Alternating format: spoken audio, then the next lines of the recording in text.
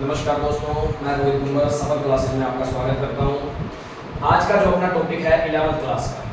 11th class के topic की अपनी बात करें तो अपना जो टॉपिक चल रहा है आज अपना ने 5th चैप्टर स्टार्ट किया था, समिश्र संख्याएं, कॉम्प्लेक्स नंबर।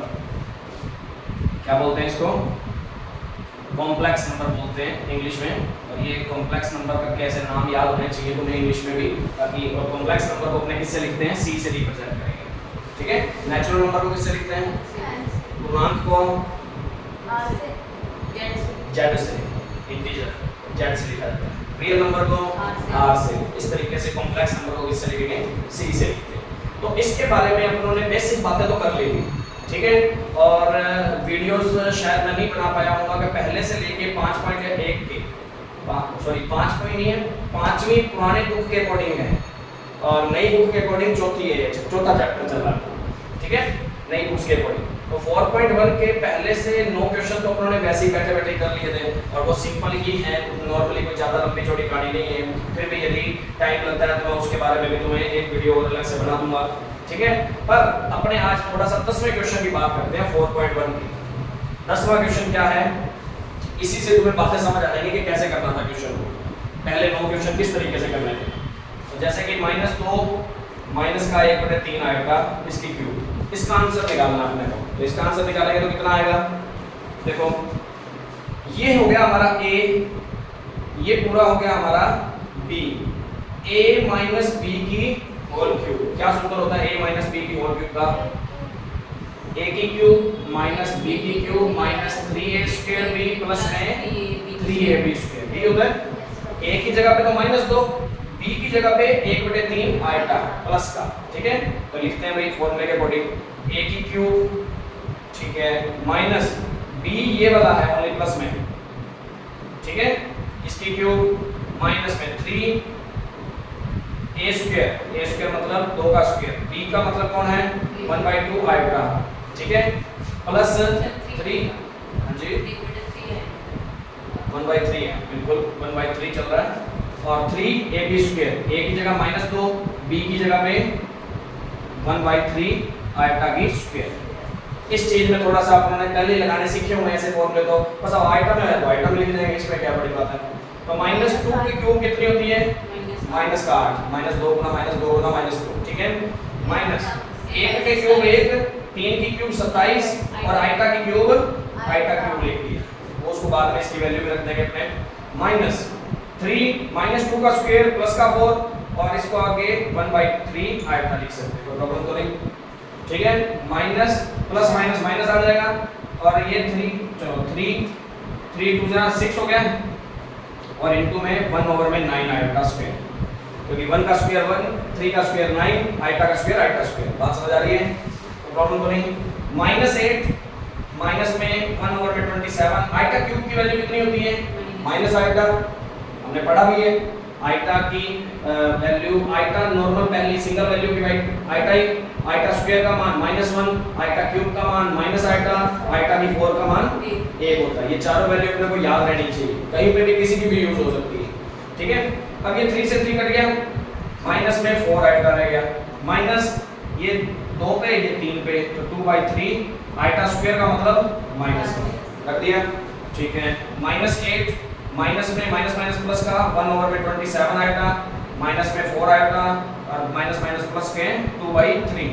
अब आयटा वाले इकट्ठे कर लेने हैं हमने और बिना आयटा वाले इकट्ठे कर लेने हैं, वो अपना अलग जुड़ जाएंगे, घट जाएंगे जो भी होगा, और ये अपना अलग जुड़ जाएंगे, घट जाएंगे, अलग हो जाएगा, ठीक है। मतलब ये अपने वेरिएबल तो नहीं बोल सकते अपने एक टाइप से, इसको ये बोल देंगे अपरिमेय संख्याएं अपने आप में। अपरिमेय तो नहीं बोल सकते, अपरिमेय तो वैसे काल्पनिक में आ जाती है, उसमें रियल नंबर में आ जाती हैं, पर आयटा वाली अलग जुड़ जाएंगी, बिना आयटा वाली अलग जुड़ जाएंगी। तो करते हैं -8 प्लस में 2/3 प्लस में 1/27 आयटा माइनस में 4 आयटा, दोनों को इकट्ठा रख लिया। इन दोनों को अलग अलग सॉल्व करता हूं मैं। 3 -8 का 24 हो जाएगा, माइनस का प्लस में 2 हो जाएगा। बात समझ आ रही है? फिर प्लस में ये 27 और यहाँ हो जाएगा आयटा और यहाँ हो जाएगा 27 चौका 108 आयटा। ये हो गया माइनस के 22/3 प्लस में माइनस का कितना आ जाएगा? 107 आयटा बटे में 27। बस ये आंसर है। समझ आ गई बात? इस तरीके से हर क्वेश्चन को अपने कर सकते हैं, कोई बड़ी बात नहीं है। किसी में इस सिंगल में ऐसे गुना में दे रखे हैं सवाल, तो उनको गुना करके अपना आंसर बना लेंगे। किसी में स्क्वायर लगा के कर रखी है, किसी में 4 पावर लगा रखा है, किसी में 2 पावर लगा रखा है, किसी में प्लस में लिख रखा है। आगे वो बस कैलकुलेशन करनी है नॉर्मली, कहने का मतलब पहले से लेके 10 क्वेश्चन तक में इसी तरीके से काम चलाना है। तो ये चीजें ढंग से तुमने हालांकि करी तो हुई है, बस जहां आइटा की क्यूब बन रही है, आइटा की स्क्वायर बन रही है, उनकी वैल्यू पुट करते जाना, बस क्वेश्चन थोड़ा सा और इजी हो जाएगा। अभी तक अपने नॉर्मल काल्पनिक संख्याओं पे बात कर रहे थे, काल्पनिक संख्याओं से रिलेटेड। अब इनसे मैं तुम्हें समिश्र संख्याएं बनाना भी सिखाऊंगा, एक बार के लिए पहले नोट कर लो। अच्छा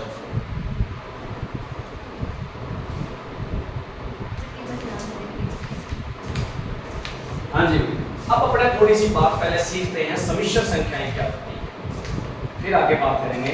अभी तक अपनों ने काल्पनिक संख्याओं या इमेजिनरी नंबर पे बात करी थी। आज अभी थोड़ा सा पहले अपने समिश्र संख्याओं के बारे में सीखते हैं। समिश्र संख्याएं किसको बोलते हैं, सुनना अभी थोड़ा सा। समिश्र संख्याओं का जो रूप होता है ना, वो a प्लस में आइटा b या x प्लस में आइटा y कैसे भी बना के लिख सकते हैं। मतलब x या x प्लस में आइटा y के फॉर्म में बनाते हैं, x प्लस में आइटा y। और कोई भी एक राशि तो बिना आइटा की होगी, दूसरी राशि के साथ हमेशा कोई ना कोई क्या लगा होगा, आइटा लगा होगा। यदि ऐसी फॉर्म में कोई भी सवाल पड़ा है, कोई भी संख्या पड़ी है, तो ऐसी संख्याओं को क्या बोलते हैं, समिश्र संख्याएं बोलते हैं। और समिश्र संख्याओं को डिनोट किससे करते हैं, z से करते हैं। वैसे समिश्र संख्याओं के सेट को किससे डिनोट करते हैं, c से। और समिश्र संख्या को किससे डिनोट करते हैं, कोई एक संख्या लिखनी हो तो उसको z से डिनोट करते हैं। बात समझ आ गई, डिनोट कर देते हैं। अब इसमें ये बात ध्यान देना, जिसके साथ आइटा नहीं लगा हुआ वो तो इसका है वास्तविक भाग। इस संख्या का कौन सा भाग है, वास्तविक भाग। वास्तविक मतलब एक वास्तविक संख्या। और यहाँ जिसके साथ आइटा लगा हुआ है वो अपना नॉर्मल सी बात है, ओनली y क्या होगा उस टाइम पे, काल्पनिक भाग। कौन सा भाग है, काल्पनिक भाग। का मतलब क्या है, इसी के साथ आइटा लगा था। जिसके साथ आइटा आ जाता है वो आइटा किस में आ जाता है, काल्पनिक संख्याओं में आ जाता है। इसलिए ये हिस्सा काल्पनिक भाग का है और ये हिस्सा वास्तविक भाग का है। वास्तविक मतलब इसके साथ आइटा नहीं है, वास्तविक संख्या ये नॉर्मली एक प्रकार से। इसको इंग्लिश में बोलते हैं रियल पार्ट, इन शॉर्ट में रियल पार्ट ऑफ z। मतलब z का ये z जो एक संख्या थी, समिश्र संख्या थी, उसका ये x कौन है, रियल पार्ट ऑफ x। ये जो x है वो रियल पार्ट ऑफ z है, मतलब संख्या का वास्तविक भाग है। वास्तविक भाग को इन शॉर्ट में ऐसे लिखेंगे, समझ आ गई, समिश्र संख्या का वास्तविक भाग। और y कौन है हमारा, इमेजिनरी पार्ट ऑफ z। काल्पनिक भाग है किसका, z का। z मतलब एक संख्या है। और हमारी ये पूरी जो संख्या इस रूप में बन जाती है वो अपने आप में क्या होती है, एक समिश्र संख्या होती है। बात समझ आ रही है, तो प्रॉब्लम तो नहीं। अब सुनना, आयोटा नहीं लगाना साथ में, काल्पनिक भाग ओनली y वाला हिस्सा है, ध्यान रखना, और x वाला हिस्सा वास्तविक भाग है। ये बात में कोई प्रॉब्लम तो नहीं, ठीक है। तो ये चीजें जो अपनी इस तरीके से कोई भी संख्या डिनोट हो जाए ना, एक तो वास्तविक संख्या, दूसरी।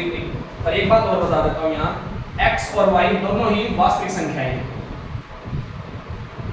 वास्तविक संख्याएं हैं मतलब बिलोंग्स टू क्या, x और y किस में बिलोंग करेंगी, रियल नंबर में बिलोंग करेंगी। कहने का बात समझ आ गई। होंगी तो ये वास्तविक संख्याएं कोई ना कोई, जैसे कि लाइक एग्जांपल 2 + 3 आयोटा, 2 + में 3 आयोटा।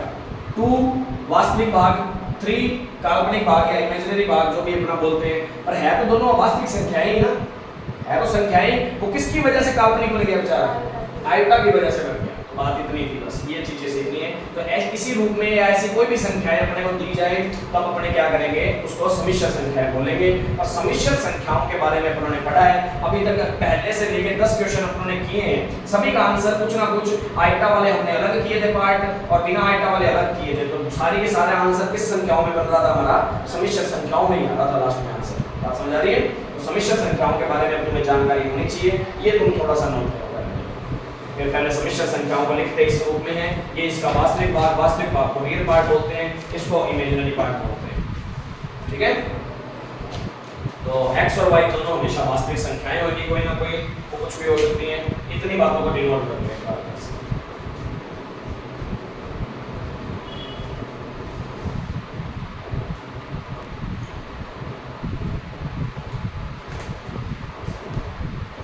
हाँ जी, ये चीज अपनी हो गई है। अपने समिश्र संख्याओं को देखना सीख लिया, उसका वास्तविक भाग और रियल पार्ट या अपने इमेजिनरी पार्ट या काल्पनिक भाग निकालना भी देख लिया, ठीक है।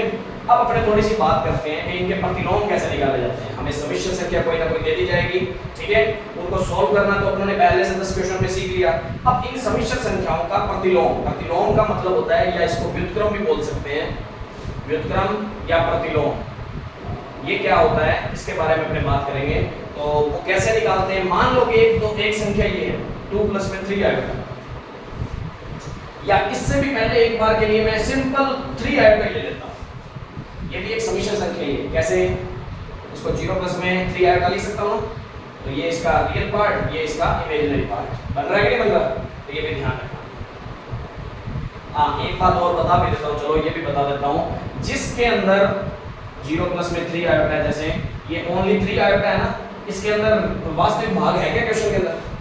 वास्तविक भाग का मान कितना है? 0। तो जिस समिश्र संख्या में वास्तविक भाग नहीं होता, यदि वास्तविक भाग का मान 0 आ रहा है, तो इतनी अकेली संख्या या अकेली आयता वाली संख्या यदि दी जाती है, इसको बोलते हैं विशुद्ध काल्पनिक। मतलब पूरी शुद्ध है, ये शुद्ध काल्पनिक है, इसमें वास्तविक हिस्सा ही नहीं कुछ भी, ठीक है, विशुद्ध काल्पनिक बोलते हैं। और किसी संख्या को सिंपल 2 लिखा हुआ, जैसे इसको अपने ऐसे लिख सकते हैं ना, 0 आएगा। इसको अपने क्या बोलते हैं, जिसके अंदर इमेजिनरी पार्ट या काल्पनिक भाग 0 हो जाए, काल्पनिक भाग 0 हो जाए, तो इस संख्या को, कहने का मतलब जिसके साथ आइटा ना लगा हो, तो इस संख्या को बोलते हैं विशुद्ध या शुद्ध वास्तविक भाग, वास्तविक संख्या बोलते हैं। जिसके अंदर सिर्फ आइटा वाली संख्या दे रखी है वो विशुद्ध या शुद्ध काल्पनिक, और जिसके साथ शुद्ध काल्पनिक हो जाएगी, और जिसके साथ आइटा वाला हिस्सा ही नहीं, जमा ही नहीं, खाली संख्या ही ऐसी नॉर्मल वाली, तो विशुद्ध वास्तविक। वास्तविक तो अपने वैसे भी पढ़ी हुई है। आयोटा हो तो भी शुद्ध का वास्तविक। आइटा कहाँ है इसमें, आइटा वाला हिस्सा कहाँ है 2 के अंदर?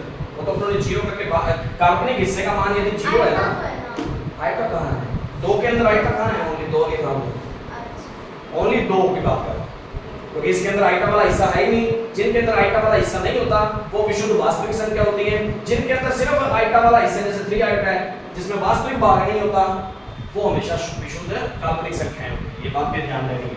अब सुनना, अपने इनका प्रतिलोम या व्युत्क्रम निकालना सीख रहे हैं भाई, या गुणात्मक प्रतिलोम भी बोलते हैं, एक ही बात है। प्रतिलोम, व्युत्क्रम या गुणात्मक प्रतिलोम एक ही बात है। जैसे मैं इसका गुणात्मक प्रतिलोम या व्युत्क्रम निकालना सीखना चाहता हूँ, कैसे निकलेगा? व्युत्क्रम का मतलब सिंपल सा ही होता है, किसी संख्या का व्युत्क्रम या प्रतिलोम का मतलब होता है उसको 1/में कर देना। उसको क्या कर देना? 1/में। अब हमारा रूल बोलता है कि बटे में कभी भी आयता नहीं आना चाहिए, अच्छा नहीं लगता, अशुभ माना जाता है, ऐसे मान लें। एक याद रखने के तौर पे अशुभ माना जाता है, बस ऐसे मान लो एक प्रकार से। बाकी कोई प्रॉब्लम तो नहीं है, पर ठीक है कि नीचे आयता रखना अपने पसंद नहीं करते। जैसे अपने पहले क्वेश्चन करा करते थे कि नीचे अंडररूट आ जाता था, तो ऊपर परिमेय संख्या करते थे ना, परिमेय बनाने की कोशिश करते थे, हरों का परिमेयकरण कर देते थे, रेशनलाइज कर देते थे, इसलिए वैसे ये मान लेते हैं, ठीक है। अब इसके लिए क्या करना होता है कि ऊपर नीचे इसी संख्या का गुणा कर दो, या इसी संख्या का गुणा कर दो, या बोलते हैं इसके संयुग्मी से गुणा कर दो, संयुग्मी से गुणा कर देते हैं। अब संयुग्मी कौन होता है उसके बारे में भी थोड़ी सी बात बताता हूं। मान लो कि एक समिश्र संख्या है 2 + 3 आएगा, इसका मैंने निकालना है संयुग्मी, इसका मैंने निकालना है संयुग्मी।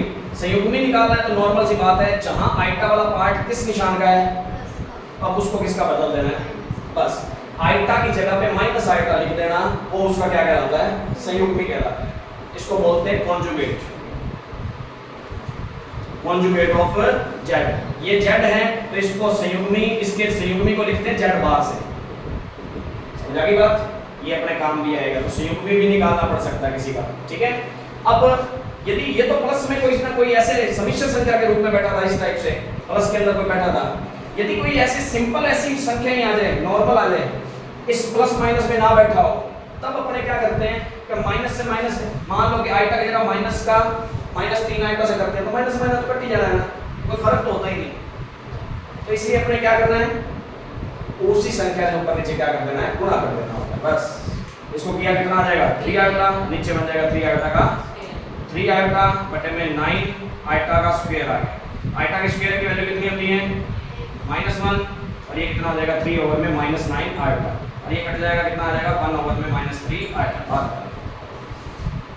बस आइटा कभी नीचे आ जाता है ना तो उसका क्या कर देते होते हैं, ऊपर नीचे संयुग्मी का गुणा कर लेते होते हैं। संयुग्मी का मतलब होता है क्या कि आइटा की जगह पर माइनस आइटा लगवा देना, बस यहाँ प्लस का आइटा था तो वो माइनस का आइटा हो जाएगा। अब तुमने यहाँ सुना कि संयुग्मी से ऊपर नीचे गुणा करने पर, संयुग्मी से ऊपर नीचे गुणा करने पर, बात तो यही है, गुणा करा। बस संयुग्मी के सर आप कह रहे थे माइनस आइटा की जगह माइनस आइटा लगाना है, तो मैं कहता हूँ माइनस आइटा वहां लगाना है ज्यादा उचित रहता है जहां पर सिंपल क्या है, यदि कभी संयुग्मी निकालना पड़े ना, पूछ लूं कि 3 आइटा का संयुग्मी बताओ जी क्या होता है, तब आंसर तो यही मिलेगा -3 आइटा। पर यहाँ ऐसी कंडीशन में ऊपर नीचे गुणा करने की जरूरत पड़ जाए ना, और सिंगल एसिडिसिटी पड़ी है, तब सीधा सीधा डायरेक्ट किसी से गुणा कर लो, ज्यादा बढ़िया रहता है, कैलकुलेशन इजी हो जाती है, नहीं तो माइनस में उलझना पड़ता है। ये बात समझ आई कैसे करना है, कोई प्रॉब्लम तो नहीं है, सिंपल बात में ये तो। अब बात करते हैं क्वेश्चन की, अपना पेपर में क्वेश्चन दिए कैसा रखा है, क्वेश्चन बोलना भाई प्रतिलोम किसका निकालना है, कोई एक संख्या बोलना। 4 - 3 आइटा। हाँ अब इसका करना सिखाता हूँ, 4 माइनस में 3 आइटा का क्या निकालना है, प्रतिलोम। तो इसका प्रतिलोम क्या होगा, 1/4 - 3 आइटा हो जाएगा, लिख दिया। अब बटे में आइटा हमारे कोई बात अच्छा नहीं लग रहा हमें, तो इसका ऊपर नीचे क्या कर देंगे, संयुग्मी से ऊपर नीचे का मतलब होता है अंश व हर में गुणा करना है, नोमिनेटर और डिनोमिनेटर में मल्टीप्लाई करना है, किसका, इसके कॉन्जुगेट का, ठीक है। संयुग्मी कैसे निकलता है इसका, हाँ बस ऊपर नीचे संयुग्मी का क्या कर दिया हमने, गुणा कर दिया, ठीक है। जैसे प्रमेयीकरण करते थे वैसे ही ये चीजें, बस बात कुछ भी नहीं होगा। ऊपर तो हो जाएगा नॉर्मल, ये नीचे कौन सा फॉर्मूला हमेशा लगेगा, a - b a + b, हमेशा a² - b² का ही लगेगा फॉर्मूला।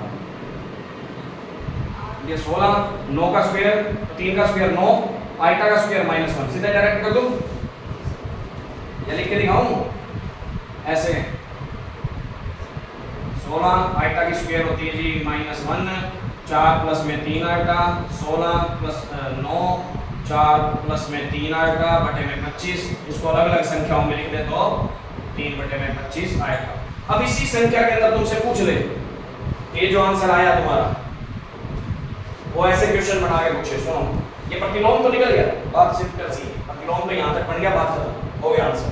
अब सुनो मैं कहता हूँ कि इसी क्वेश्चन के अंदर तुम्हें ऐसे पूछ लेता, 4 - 3 आइटा का प्रतिलोम में वास्तविक भाग क्या है, इसके प्रतिलोम में वास्तविक भाग, तो इसका प्रतिलोम तो यही है, इसका वास्तविक भाग कौन है, ठीक है 4/25। यही मैं पूछ रहा हूँ कि इसका काल्पनिक भाग कौन है, 3/25। आइटा नहीं लगाना, काल्पनिक भाग भी पूछे तो बस सिर्फ वो संख्या बतानी है, आइटा नहीं लगाना उसके साथ, बात समझ आ गई, नोट करना चालू कर सकते। तो इस तरीके से प्रतिलोम किसी का भी निकाला जा सकता है।